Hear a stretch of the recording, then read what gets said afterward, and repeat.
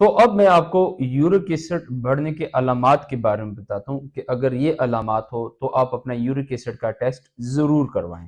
جوڑوں کا درد، اگر جسم میں یورک ایسڈ کی مقدار بڑھ جائے تو یورک ایسڈ کرسٹل کی شکل اختیار کرنا شروع کر دیتا ہے جو جوڑوں میں جم جاتا ہے، اور جوڑوں کی تاثیر سرد خشک ہو جاتی ہے۔ سرد خشک تاثیر میں چیز جمنا شروع ہو جاتی ہے، اسی طرح ہمارے جوڑ جمنا شروع ہو جاتے ہیں اور جوڑوں میں شدید تکلیف ہوتی ہے۔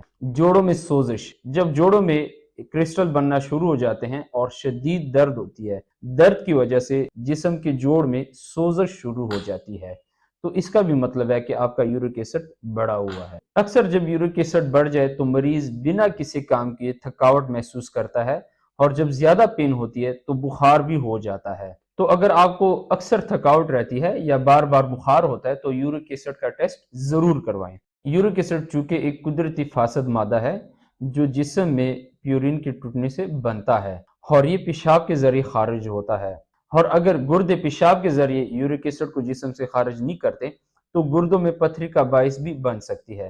تو جن لوگوں کو اکثر گردے میں درد ہوتی ہے یا پتھری بار بار بنتی ہے تو وہ لوگ اپنے گردے کے علاج سے پہلے یورک ایسڈ کا ٹیسٹ ضرور کروائیں۔ اور اگلی ویڈیو میں آپ لوگوں کو یورک ایسڈ سے بچنے کے لیے اور قدرتی طور پہ گھریلو کھانے سے یورک ایسڈ کو کنٹرول کرنے کی کچھ ٹپس بتاؤں گا۔ اگر یہ ویڈیو اچھی لگی ہو تو ویڈیو کو لائک کریں اور چینل کو سبسکرائب کریں۔